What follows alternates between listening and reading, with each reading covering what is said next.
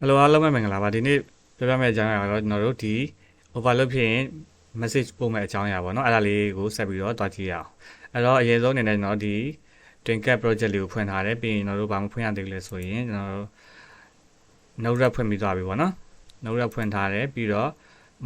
sorry Node ကအခုမှပြန်ဖွင့်လိုက်မယ်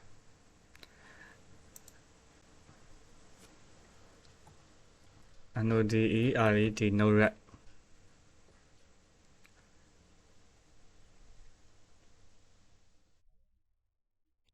โอเคနောက်တော့ဖွင့်ပြီးသွားပြီဆိုရင်ကျွန်တော်တို့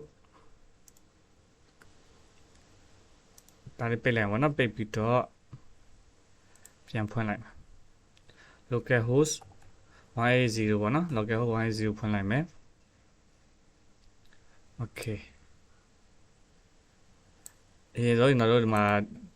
ဟိုလေ flow တစ်ခုခေါ်ထားရပါတော့အဲ့ flow လေးကိုဘာမှမရှိတဲ့ flow လေးခေါ်ထားတယ်ပြီးရင်ဘာဖွင့်စရာလိုလေးလဲဆိုရင်ကျွန်တော်တို့ UA expert ဖွင့်ပေးမယ်UA expert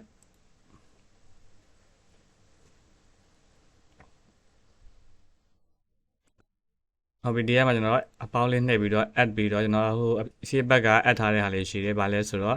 ဒီကောင်လေးပေါ့နော် OPC TCP 192.168.18.70 ဖွင့်ကြည့်လိုက်မယ်โอเคရှိတယ်ဒါလေးကိုဖွင့်လိုက်မယ်ဒီမှာဆိုရင် PLC ရှိမယ်ဒီမှာ main ရှိမယ်ပေါ့နော်โอเค main နဲ့မှာကျွန်တော်အကုန်လုံးကိုထည့်ပေးထားတယ်ဥပမာဒါဆိုရင်ကျွန်တော်တို့ဒီကောင်လေးကိုတစ်ချက်လောက်ပြချင်တယ်ပေါ့နော်ဗာလဲဆိုတော့ကျွန်တော်တို့ main နဲ့တွားပြီးတော့ဒီကောင်လေးကိုကျွန်တော်ဖြတ်လိုက်မယ် overload ကိုဖြတ်လိုက်မယ်ပေါ့နော် control C ပြီးတော့ overload ကိုဖြတ်လိုက်မယ်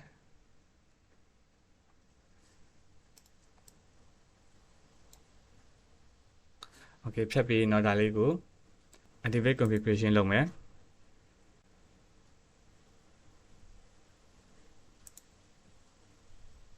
โ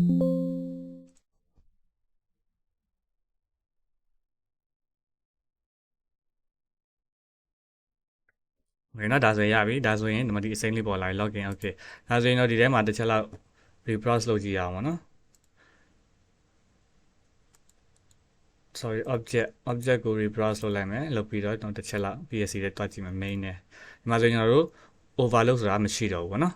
overload မရှိတော့ဘူးဘာဖြစ်လို့လဲဆိုတော့ကျွန်တော်တို့ဒီပေါ်မှာဒီစာတန်းလေးမပါတဲ့အတွက်ကြောင့်ပေါ့နော်ဒါအဲ့ဒါဆိုရင်တော့ဒါလေးပြန်ထည့်လိုက်မယ် control V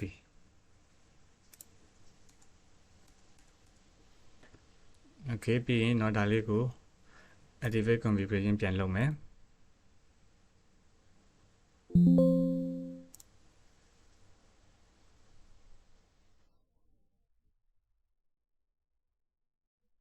နောက်ပြီးအဲ့ဒါဆိုရင်ကျွန်တော်တို့ဒီမှာစိမ့်သွားပြီဆိုရင်တစ်ချက်လောက်ကြည့်ရအောင် UA spec ကို object ကို rebrowse လုပ်လိုက်မယ်ပြီးတော့ PLC ထဲပြန်ဝင်မယ် main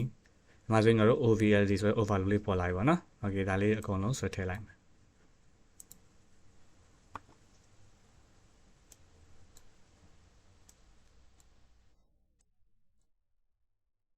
ဟုတ်ပြီဒါဆိုရင်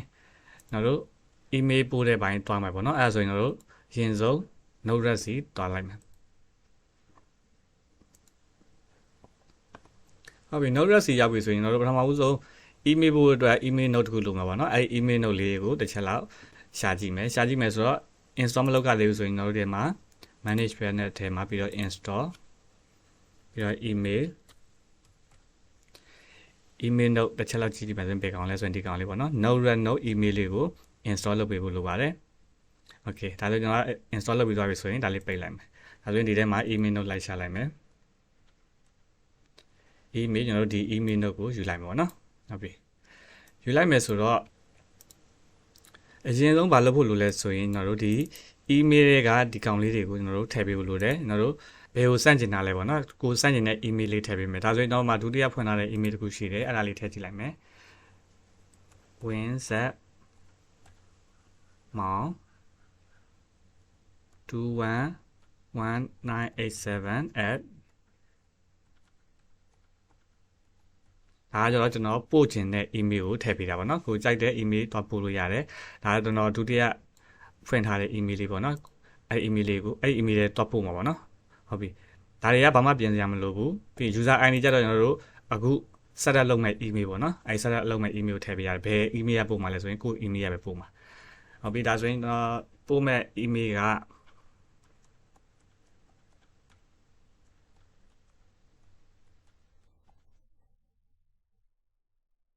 08@gmail.com ပို့မှာပေါ့နော်ဒါပေမဲ့ password ထည့်ရအောင်ဒီ password ကကျွန်တော်တို့ Gmail password မဟုတ်ဘူးပေါ့နော်အဲဒီ password ကိုတွားပြီးတော့ရှာပေးဖို့လိုပါတယ်အဲ့ဒါဆိုရင်ဒါလေးကိုကျွန်တော် done နှိပ်ပြီးတော့ password ဘယ်လိုရှာလဲဆိုတာကိုပြပြပေးပါမယ်ဒါလေးကို deploy ခဏလုပ်ထားလိုက်မယ်အဲ့ဆိုတော့ကျွန်တော်ရဲ့ Gmail လေးဖွင့်လိုက်မှာပေါ့နော်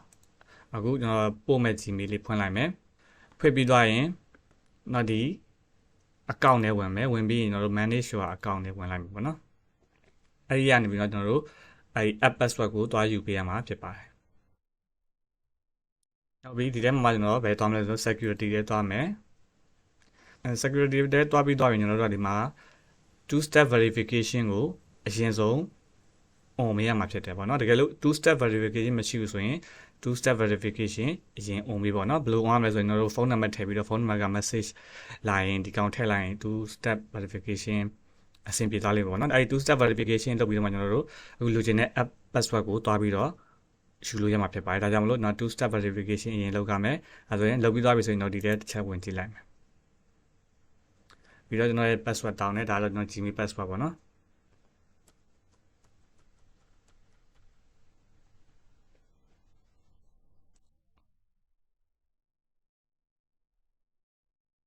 ဟုတ်ပြီဒီထဲမှာကျွန်တော်ဘာသွားမလဲဆိုရင်ဒီမှာ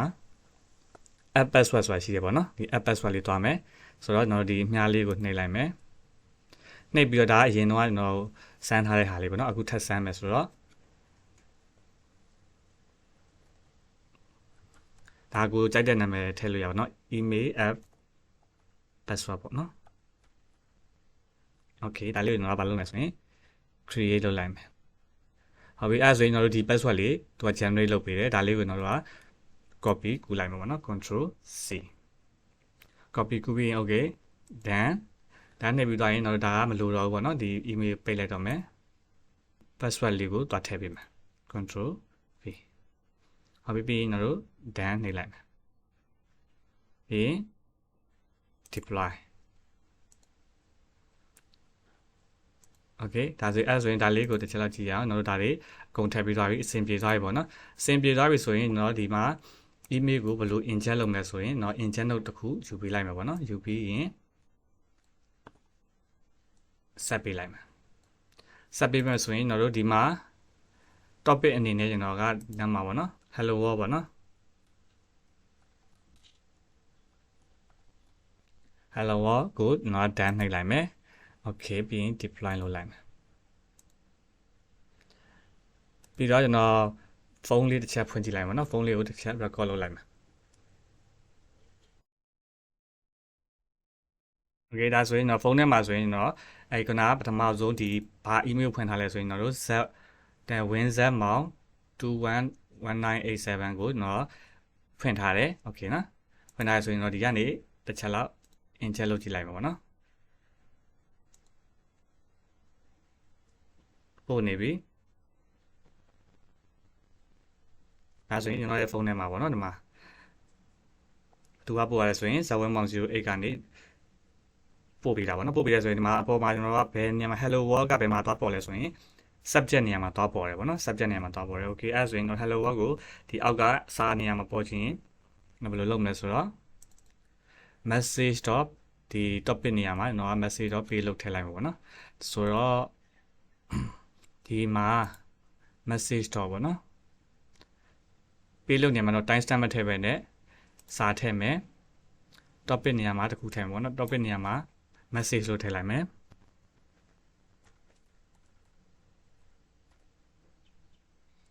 message လို့ထည့်လိုက်မယ်ပြီးတော့ဒီနေရာမှာ hello world လို့ထည့်လိုက်မယ်ပေါ့နော်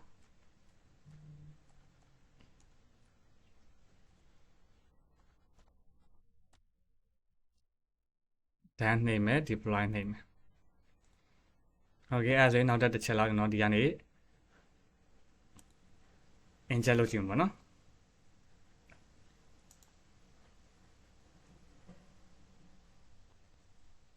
ဒါဆိုရင် email နဲ့ခဏစောင့်ကြည့်မယ်ဆိုရင်တော့ဒီမှာ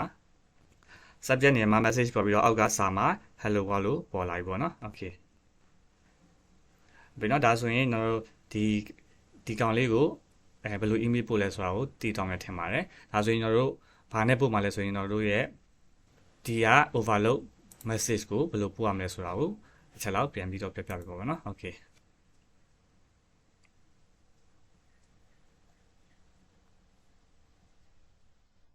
အဲဆိုရင်အရင်ဆုံးတင်နေကျွန်တော်ဘာလုပ်ဖို့လိုလဲဆိုရင်ကျွန်တော်တို့ overload ဆိုတဲ့ message ကို read လုပ်ဖို့အရင်လိုတယ်ပေါ့နော်အဲဆိုရင် message ကို read လုပ်တဲ့အခါမှာဒီကောင်က connect ဘယ်နာပေါ်နေဆိုဒီကောင်ကပေါ်နေဖြစ်မှာဒီကောင်လေးကိုကျွန်တော်က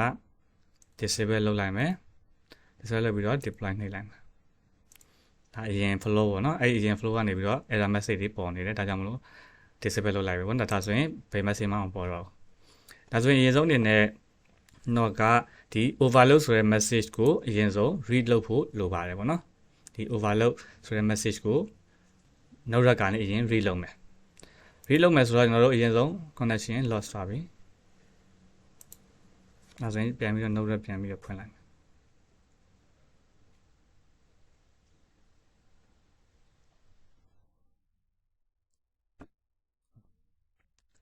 ဒါဆိုရင် ESC ရဲ့ variable ကို reload တဲ့အချိန်မှာကျွန်တော်တို့ဘာလုပ်မလဲဆိုရင် inject node လုပ်မယ်ပြီးတော့ဘာလုပ်မလဲဆိုရင် OPCUA client လုပ်မယ်နော်ဒါလုပ်မယ်ပြီးတော့ connect လုပ်မလုပ်ကြည့်ကြအောင်ကျွန်တော် depend node လေးတစ်ခုတော့ခေါ်ထားလိုက်မယ်ပေါ့နော် okay အလေးဆက်လိုက်မယ် OPCU ကဘာလဲချိန်မယ်ဆိုရင်ကျွန်တော်တို့ဒီမှာကျွန်တော်တို့ချိန်ပြီးသားရှိတယ်192.168.18.70 ဒါလေးကိုချိန်လိုက်မယ်ပေါ့နော်ဒါကျွန်တော်တို့ဖတ်မှပြရတဲ့ကြောင့်မလို့ read ထားမယ်ဟုတ်ပြီဒါဆိုရင်ဒီထဲမှာပါထည့်ဖို့လိုလဲဆိုရင်ကျွန်တော်တို့ဖတ်မယ် overload ရဲ့ node ID ကိုထည့်ပေးဖို့လိုတယ်โอเคဒါဆိုရင်ကျွန်တော်တို့ node ID ကိုမှတွားကြည့်မယ်ဆိုရင် UAS ဖတ်တဲ့သွားမယ်ပြီးတော့ overload ကိုထောက်ပြီးတော့ဒီမှာသူရဲ့ node ID ပေါ်လာပြီပေါ့နော် right click နှိပ်ပြီးတော့ copy value ပြီးတော့ဒီ topic နေရာမှာ paste ချလိုက်မယ် then deploy ဟုတ်ပြီဒါဆိုရင်အခုကကျွန်တော်ကဒီ inject လုပ်မှ message ပို့မှာပေါ့နော် deploy ဒါဆိုရင်ကျွန်တော်အခု overload ရဲ့ status အခြေအနေဒီမှာပဲတွားကြည့်လိုက်တော့မှာပေါ့နော် false overload ရဲ့ status အခြေအနေဒီ false ဖြစ်နေတယ်ဒါဆိုတော့ကျွန်တော်ဒီကနေ inject လုပ်ကြည့်မယ် false ပေါ်တယ်ပေါ့နော် okay အဲဆိုတော့ဒီမှာ overload ရဲ့ status ကိုကျွန်တော်ကဒီမှာ true လုပ်ကြည့်လိုက်မယ် enter ဒါဆိုရင် overload status က true ဖြစ်သွားပြီပေါ့နော်ဒါဆိုရင်ဒီထဲမှာလည်းကျွန်တော်တို့ဒါလေးကိုဖွင့်ထားလိုက်မယ်ဖွင့်ထားပြီးတော့ visualization ဖွင့်ထားမယ်ဒါဆိုရင် overload trip ဖြစ်နေပြီပေါ့နော်ဒါဆိုရင် motor လည်းနှီးနေပြီ okay အဲ့ဒါဆိုရင်เนาะဒီမှာဒီကနေပြီးတော့ inject လုပ်လိုက်ရင်ဘာဖြစ်သွားလဲ true ဖြစ်သွားပြီဒါဆိုရင်ကျွန်တော်တို့ဒီကောင်လေးကိုအမြဲတမ်းဖတ်နေလို့ရပြီပေါ့နော်ဖတ်မယ်ဆိုတဲ့အချိန်မှာကျွန်တော်တို့ဒီအခုအချိန်ဒီမှာဆိုရင် inject လုပ်မှကျွန်တော်တို့ဖတ်လို့ရတဲ့အတွက်ကြောင့်မလို့ကျွန်တော်တို့ကအဲ့လိုမျိုးမဖြစ်ချင်ဘူးအမြဲတမ်းပဲဒီဘက်က on off ဖြစ်တာနဲ့เนาะ PSC ဘက်က on off ဖြစ်တာနဲ့တခါတည်းတန်းပြခြင်းနေဆိုရင်ဘာလုပ်လို့လဲဆိုရင်တော့ဒီမှာ interval လေးကိုကျွန်တော်က interval ကို1 second ဖြစ် 0.5 second ဖြစ်ထားမယ်ပေါ့နော်အဲ့ဒါမှကျွန်တော်တို့ကအမြဲတမ်းဖတ်လို့ရမှာဖြစ်ပါတယ်ဒါဆိုရင်ဒီကောင်လေးကို1ထားပြီးတော့ then deploy နှိပ်လိုက်တာနဲ့ဘာဖြစ်မလဲဆိုရင်သူက1 second ကြာတစ်ခါသူ့ရဲ့ signal ကိုပြနေပြီပေါ့နော်ဟုတ်ပြီဒါဆိုရင်ဒါလေးကို false လုပ်လိုက်မယ်ဒီကောင်လေးခဏဖြတ်အခု true ဖြစ်နေတယ်ဒီမှာဆိုရင် overload ကို false လုပ်မယ် okay ဒါဆိုရင်ဒီမှာတစ်ခါတည်း false ဆိုပြီးတော့ပြနေပြီပေါ့နော်ဟုတ်ပြီဒါဆိုရင်ကျွန်တော်တို့ဒီကောင်ကိုဘယ်လို message ပို့မလဲပေါ့နော်အဲ့လေးတစ်ချက်တော့ကြည့်အောင်ဒါဆိုရင်ကျွန်တော်တို့ဒီနေရာမှာစမ်းထားတဲ့ ninja node လေးဖြတ်ပြီးတော့အဲ့ဒီ message ကိုကျွန်တော်တို့ဒီကနေပြီးတော့ဖတ်ကြည့်မယ်ပေါ့နော်ဖတ်ကြည့်မယ်ဆိုတော့ဒါလေးကိုကျွန်တော်ဒီမှာဆက်လိုက်မယ်ဆက်ပြီးတော့ကျွန်တော် deploy လုပ်တဲ့အချိန်မှာဘာဖြစ်မလဲဆိုရင်ဒီကောင်ကအမြဲတမ်း1 second ကြာတစ်ခါ inject လုပ်နေတဲ့အတွက်ကြောင့်မလို့ email ကအများကြီးပေါ်လာမှာဖြစ်ပါတ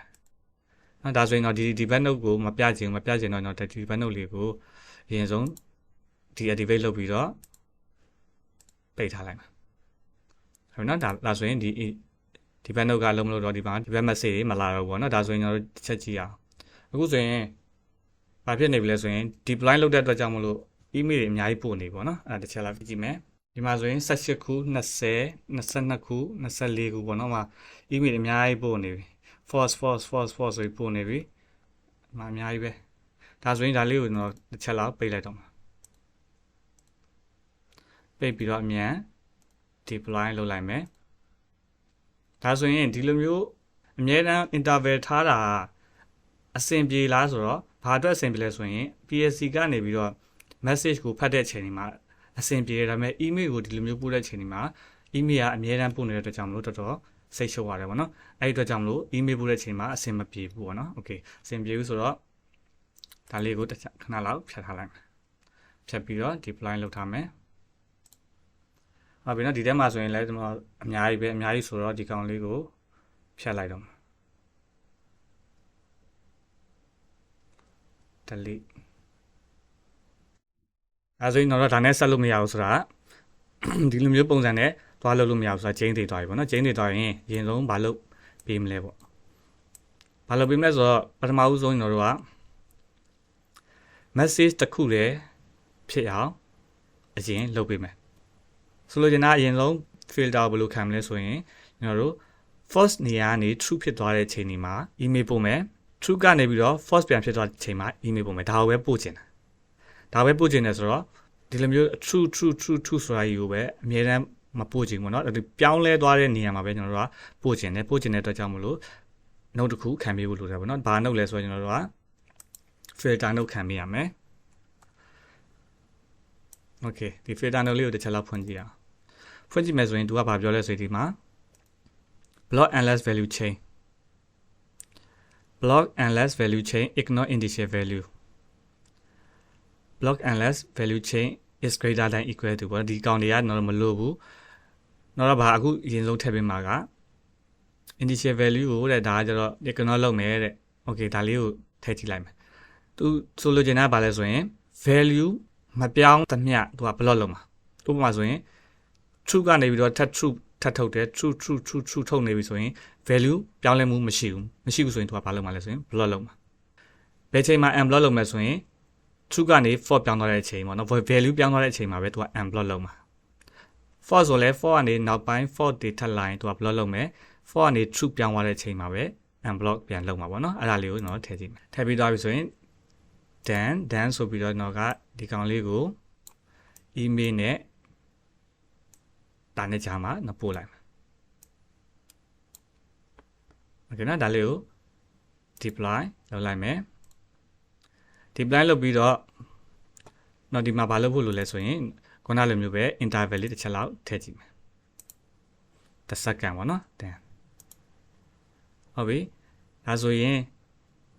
ဒီ filter note ကိုတော့ဒီမှာဒီဘက်နဲ့လည်းကြည့်ချင်တယ်ပေါ့နော်ကြည့်ချင်တာတော့ဒီကောင်လေးကိုတော့ဒီလိုပို့လိုက်မယ်ပို့ပြီးတော့ဒါလေးကိုပြန်ဖွင့်ထားလိုက်မယ်အခု deploy မလုပ်သေးဘူးကျွန်တော်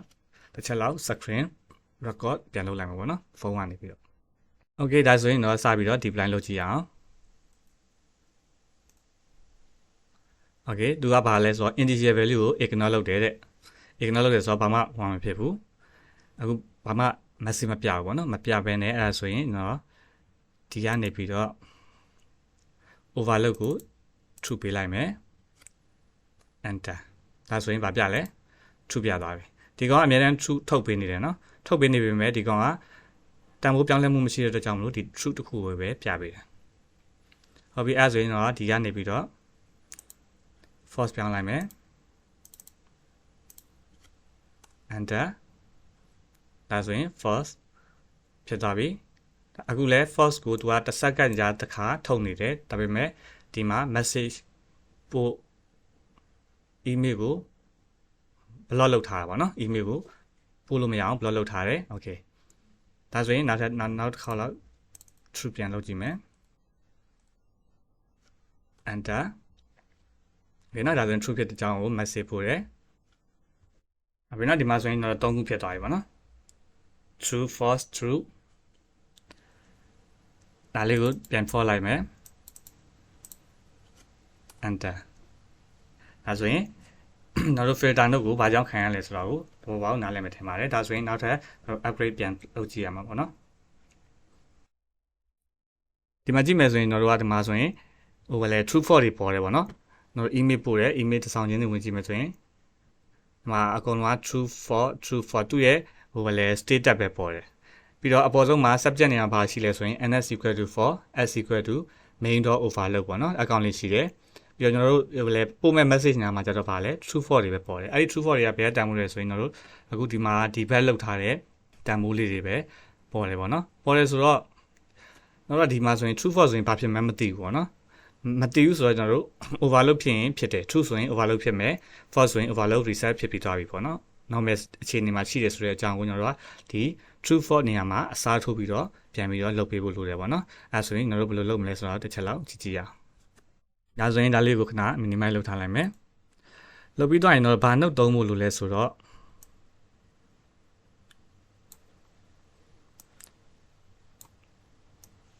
နော် note တစ်ခုသုံးမရပါဘူးเนาะအဲ့ဒီ note လေးတစ်ချက်လောက်ကြည့်ကြည့်အောင်ဘာ note သုံးမလဲ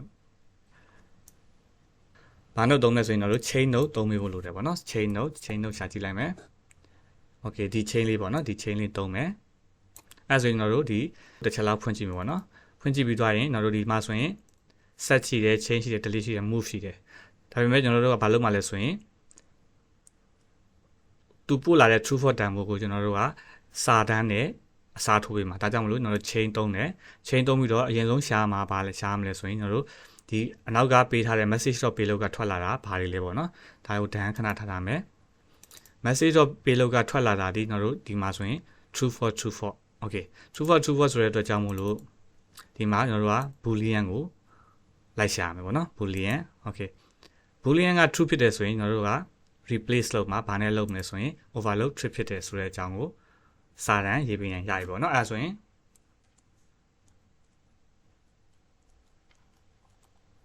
overload is trip okay နော် done ဟုတ်ပြီဒါဆိုရင် true ဖြစ်ရင်တော့ overload trip ဖြစ်ပြီဒါဆိုရင်နောက်ထပ် false ဖြစ်ရင်ဘာဖြစ်မလဲဆိုတာကိုကျွန်တော်ထပ်အစားထိုးပေးဖို့လိုတယ်ဒါကြောင့်မို့လို့အောက်က add လေးကိုနှိပ်ပြီးတော့ခုနလိုပဲကျွန်တော်တို့ chain သုံးမယ်အဲ့ဒီကနေမှဘာရှာမလဲဆိုရင်တော့ boolean ကိုရှာမယ်boolean ကဘာဖြစ်တယ် false ဖြစ်တယ်ဆိုရင် overload it reset ဒါဆိုရင်အဲ့လိုလဲရေးလို့ရတယ် motor is normal condition ပေါ့နော်အဲ့လိုလဲရေးလို့ရတယ်ဒါဆိုရင် motor is normal situation ပေါ့နော်ဒါကိုကြိုက်တာရေးလို့ရတယ်ဒါဆိုရင် done နှိပ်လိုက်မယ်ဒါဆိုရင် chain note ဒီကျွန်တော်တို့ဒီမှာထွက်လာတဲ့ boolean ကိုဘာလုပ်ပေးမှလဲဆိုရင်စာတန်းအနေနဲ့တော့ပြန်ပြီးတော့ပြောင်းပေးမှာဖြစ်ပါတယ်ဒါဆိုတော့အဲ့ဒါလေးကိုတော့ဘာထည့်ရမလဲဆိုရင်ဒီကောင်လေးဖြတ်မယ်ဒီဘက်ကိုဖြတ်မယ်ဖြတ်ပြီးရင် chain တို့ကိုဒီမှာလိုထည့်လိုက်မယ်ပေါ့နော်ပြီးတော့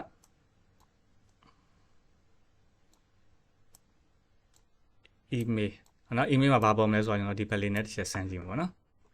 ဟုတ်ပြီဒါလေးကို deploy လုပ်ကြည့်ရအောင်okay ဒါဆိုရင်သူ integer တန်ဖိုး neglect လုပ်ထားတယ် neglect လုပ်ပြီးတော့ဒီမှာတစ်ချက်လောက်ပြောင်းကြည့်အောင်ပြောင်းမယ်ဆိုတော့မပြောင်းခင်တော့ screen record လေးတစ်ချက်လောက်လုပ်ထားမယ်ဒီမှာဆိုရင် overload trip ဖြစ်လားမဖြစ်လားဆိုတော့ကျွန်တော်ဒီကနေပြောင်းကြည့်မယ်ဆိုတော့ overload ကိုကျွန်တော်က true ပေးလိုက်မယ်ဒါဆိုရင် message.payload မှာပါပေါ်လဲဆိုရင် overload is trip ဆိုပြီးတော့ပေါ်တယ်ကျွန်တော်တို့ email မှာကြည့်မယ်ဆိုလဲဒီမှာ overload is trip ဆိုပြီးတော့ပေါ်လာပြီပေါ့နော် okay ပေါ်လာပြီဆိုရင်နောက်ကဒါလေးကို false ပြန်ပြောင်းလိုက်မယ် enter နှိပ်လိုက်မယ်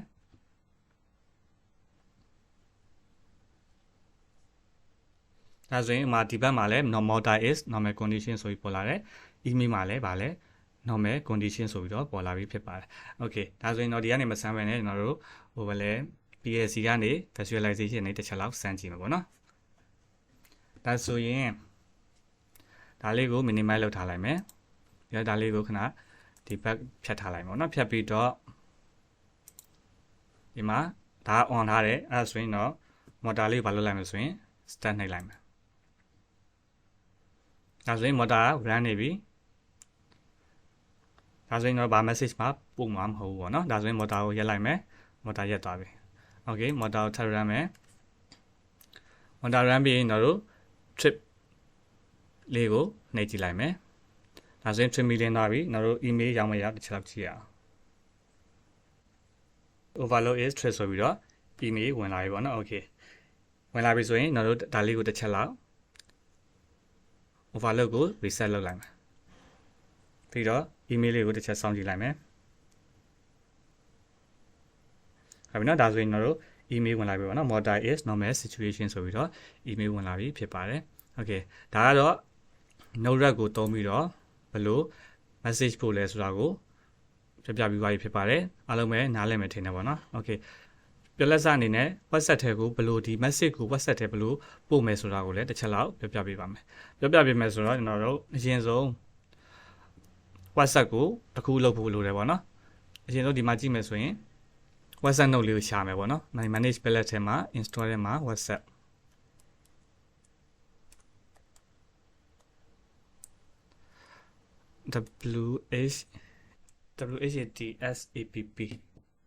WHATSAPP ဒါဆိုရင်ဒီမှာကြည့်မယ်ဆိုရင် Node-RED contrib WhatsApp CMB ပေါ့နော် CMB ဆိုတာရှိတယ်ဒါလေးကိုကျွန်တော်က install လုပ်ပေးဖို့လိုပါတယ်ဒါဆိုရင်ကျွန်တော်တို့ install လုပ်ပြီးသွားပြီဆိုရင်တော့ပိတ်ထားလိုက်မယ်ပေါ့နော်ပိတ်ပြီးဒီထဲမှာ WhatsApp note လေးတစ်ချက်ရှာကြည့်လိုက်မယ်ဒါဆိုရင်ဒီမှာ send message ဆိုတဲ့ WhatsApp လေးပေါ်လာပြီပေါ့နော်ပေါ်လာပြီဆိုတော့ကဒီ WhatsApp လေးကိုတစ်ချက်လောက်ဖွင့်ကြည့်အောင်ဖွင့်ကြည့်မယ်ဆိုတော့ဒီမှာ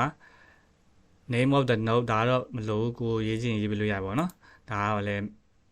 for message ပေါ့နော်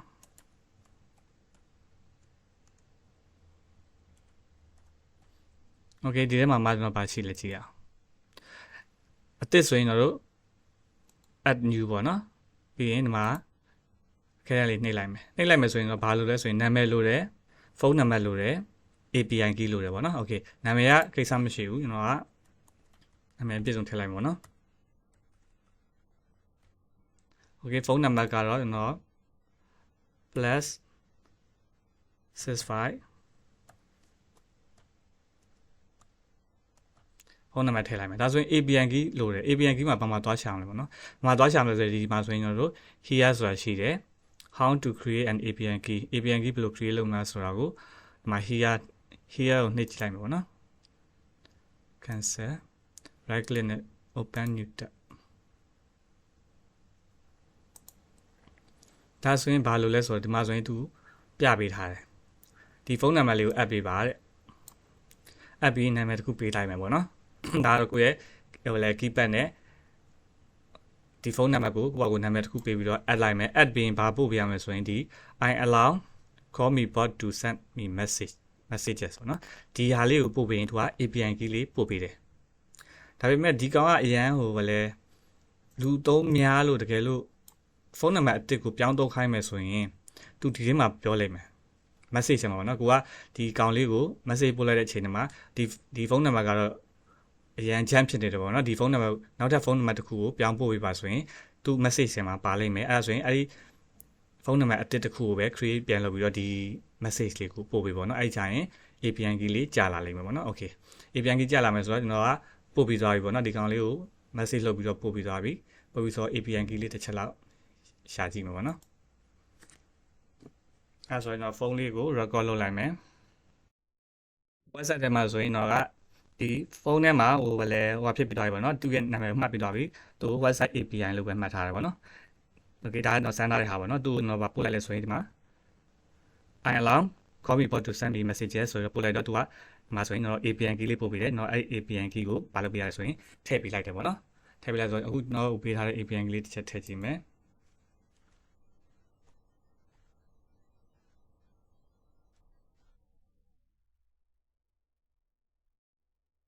โอเคအဲ့ဆိုရင်တော့ add လုပ်လိုက်မှာပေါ့နော်အဲ့ဆိုရင်တော့ထည့်သွားပြီ message ဒီ message ကမလိုလားဘူးဒါတော့လေကိုယ့်ဘာကိုတခုစမ်းနေတယ်ဆိုရင်ဒီမှာ message ထည့်လို့ရတာပေါ့နော်ဒါပေမဲ့အဲ့ဒီ message စာကျွန်တော်တို့ကဘယ် message ထည့်မှာလဲဆိုရင်အခုထွက်လာတဲ့ message ကိုထည့်မှာပေါ့နော် okay ဟုတ်ပြီဒါလေးအဲ့ဆိုရင်တို့ message ရောက်မရောက်ကိုတစ်ချက်လောက်ကြည့်ကြည့်အောင်အဲ့ဆိုရင်တော့ဒါလေးကို deploy လုပ်လိုက်မှာပေါ့နော် deploy လုပ်လိုက်မယ်ဒါလေးလည်းရှင်းအောင်ဖြတ်ထားလိုက်မယ်ဖြတ်ပြီးသွားပြီဆိုတော့เนาะဒီ visualization နဲ့ motor ကို run လိုက်မယ် motor stop မယ်ဘာမှမဖြစ်ဘူး motor run မယ် run ပြီးတော့ overload ကို trip ဖြစ်လိုက်မယ်โอเคနော်ဒါဆိုရင် email လည်းကြာလာမယ် WhatsApp ထဲလည်း message ပို့မှာပေါ့နော်ဒါဆိုရင်ဒါ email ကြာလာပြီ overload is trip ပြီးရင် message လေးတစ်ချက်စောင့်ကြည့်ရအောင် WhatsApp မှာ message မဝင်ဘူးပေါ့နော်ဘာလို့မဝင်လဲဆိုရင်ဘာလို့လဲဆိုတော့ပြောင်းလဲစရာတစ်ခုရှိတယ်ပေါ့နော်ဒီမှာကြည့်မယ်ဆိုရင်တို့ဒီမှာဆိုရင်ဒီကပေးလိုက်တဲ့ဟာဒီတို့ကပြောင်းလဲလိုက်တာကဗာလဲ message.payload ကနေပေါ့နော် message.payload ကနေမှဒီ message true ကိုဒီလဲ overload trip false ကို motor normal situation ဆိုပြီးတော့ပြောင်းထားတာပေါ့နော်ပြောင်းထားတာကိုတော့ဒီမှာဗာထည့်ထားလဲဆိုရင်ဘာမှမထည့်ထားဘူးမထည့်ထားတဲ့ကြောင့်ဒီမှာဆိုရင်တော့ဘာလို့လဲ message.payload ဆိုပြီးတော့ရွေးပေးရမှာပေါ့နော် okay ဒီ website လေးကိုကျွန်တော်တို့ payload ပြောင်းပြီးသွားပြီပေါ့နော် payload ပြောင်းပြီးသွားပြီဆိုတော့ done နှိပ်ပြီးတော့ကျွန်တော်တို့တစ်ချက်လောက်စမ်းကြည့်မယ်ပေါ့နော်စမ်းကြည့်မယ်ဆိုတော့ဒီမှာ visualization နဲ့ဝင်ပြီးတော့ဒီ motor လေးကို start နှိပ်လိုက်မယ် sorry ဒါလေးကို login ဝင်ရမယ် login ဝင်ပြီး motor start နှိပ်မယ် motor stop နှိပ်မယ် okay motor start နှိပ်ပြီးတော့ကျွန်တော်တို့ overload ကို trip လုပ်လိုက်မယ်ဒါဆိုရင်ကျွန်တော်တို့ message ထဲမှာကြည့်မယ်ဆိုရင် overload is trip ဆိုပြီးတော့ပေါ်လာပြီပေါ့နော်ဒါဆိုရင် email မှာလည်း overload trip ဆိုပြီးတော့ပေါ်လာပြီဖြစ်ပါတယ် okay အဲ့ဆိုရင်နောက်ဆုံးအနေနဲ့တော့ကဘာလုပ်မလဲဆိုရင်ဒီကောင်လေးကို trip ကို reset ပြန်လုပ်မှာပေါ့နော် okay reset လုပ်လိုက်ပြီအဲ့ဆိုရင် WhatsApp ထဲ message ရောက်တယ် email ထဲလည်း message ရောက်သွားပြီဖြစ်ပါတယ်ပေါ့နော် okay အဲ့ဆိုရင်တော့ဒီကောင်လေးကို log out လုပ်လိုက်တော့မယ်ဟုတ်ပြီဒါဆိုရင်တော့ဒီ lesson ကိုတပေါ်ပေါက်နားလည်မှထင်ပါတယ်ပထမကတော့ဒီပေါ့နော် email တစ်ခုလေးပို့တာကိုပြောပြပေးမလို့ပေါ့နော်ဒါပေမဲ့တခါတည်းဟောဖြစ်သွားတဲ့အတွက်ကြောင့်မလို့တော့ဒီ WhatsApp ကိုပါဘယ်လိုပို့ရလဲဆိုတာကိုကျွန်တော်ပြောပြပေးခြင်းဖြစ်ပါတယ်ဒါဆိုရင်တော့ lesson ကိုဒီနောက်မှာရန်နာပြန်ပြပါပါနော်အားလုံးကိုကျေးဇူးတင်ပါတယ်